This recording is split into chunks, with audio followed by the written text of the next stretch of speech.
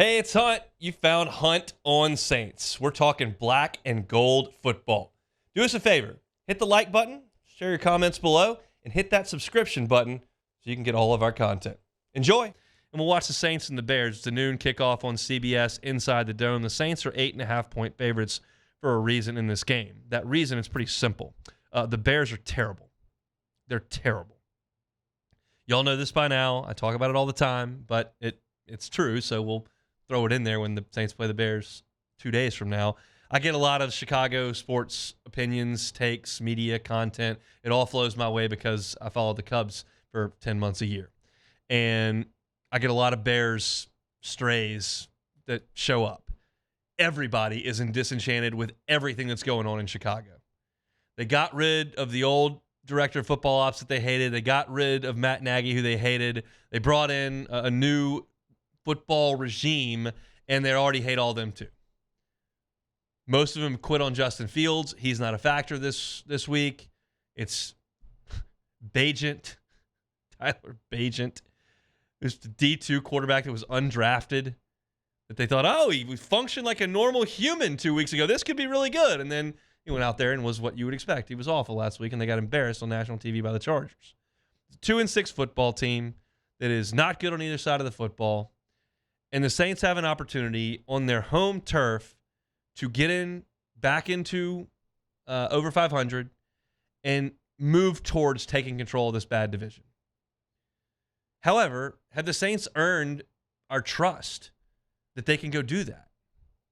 Well, they've gone over 400 yards the last 3 games, and they scored their highest point total of the season last week against the Colts with 38. The Bears defense gave up 30 to the Chargers last week. I don't think Montez Sweat's going to come in and change all of that. This is about the Saints going out there and just functioning on offense. If Derek Carr goes out there and plays an efficient game, I'm not asking for anything crazy. I might need Jaden Daniels to be crazy against Alabama. I don't need Derek Carr to be crazy against the Bears. He's thrown for 300 yards the last 3 games. He's only gone up to 5 twice in 2020 and 2021, but he's done it 3 games in a row. Some of that's garbage time stuff. They were down big against Jacksonville. But if they can show me some of the stuff that they showed me against the Colts last week, against the Bears defense is not that great, then I can start to believe in some of that. I mentioned this earlier. I think that Tampa's kind of turned into a pumpkin. Nice start there. Really nice performance in the Dome, which happens every once in a while in the NFL. But is that a 17-week team that you think is going to be sustainable? I don't. The Saints could be. Baker Mayfield's never been that guy. All the players from that Super Bowl defense, essentially outside of the linebacking core, are basically gone in Tampa. The Saints defense has been pretty consistent. And you're just, quite frankly, playing a bad team this week. Vibes in the Dome were bad 2 Thursdays ago. And I'm telling you, they would be awful entering this game if the Saints had gone on the road and laid an egg and scored 14 points. But they may have showed something last week. Offensive line's getting a little healthier, playing a little better. Derek Carr's kind of trusting his wide receivers and maybe getting closer to the same page. And I'm not going to spend any time right now on this Friday hammering Pete Carmichael when they've gone over 400 yards 3 straight games and they're coming off their best performance of the year. I think everyone's well aware of my thoughts on where the organization is in this 3-year window that we're looking at here. This Derek Carr era that the Saints are committed to. But every conversation, if we're going to be reasonable about this, has to include the division they play in. The Chiefs don't play in this division. Neither the Bengals or the Bills. Ravens don't play in this division. Neither do the Eagles or the Cowboys.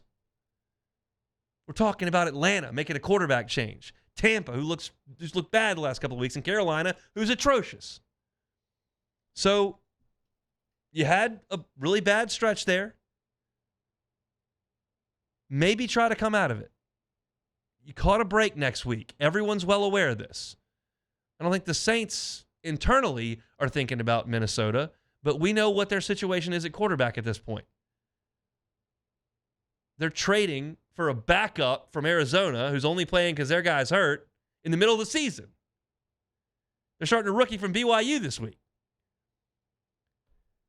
So take care of business against Chicago, and then all of a sudden you can start looking at this team being in pretty good shape once you get to Thanksgiving. Is 4-4 what you want at this point? No. You didn't think you were going to get dusted by Tampa. But this is a spot where you can take advantage. The Bears are the worst pass rush in the NFL prior to Montez Sweat getting there. I don't think he's going to make that big a difference. Your offensive line is not massively disadvantaged in this game, and that's been the Achilles heel of the offense all year.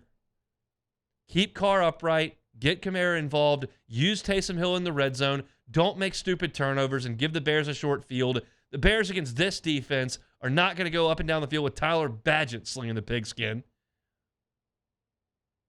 And the Saints should be just fine.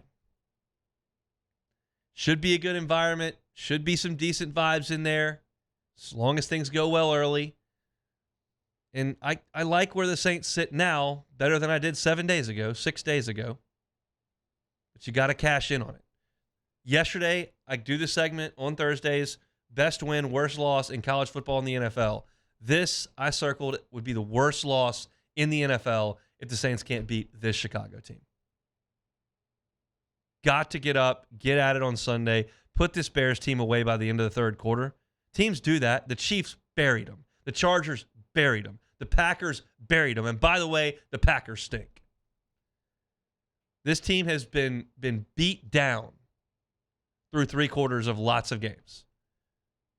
On their home field, the Saints should be able to do that. So we'll see if they can coming up on Sunday. It's on. Thanks for watching Hunt on Saints. Before you leave, help us out a little bit. Hit that like button, leave your comments in the section below, and hit that subscribe button so you get all our content right here from Hunt on Saints. We'll see you next time.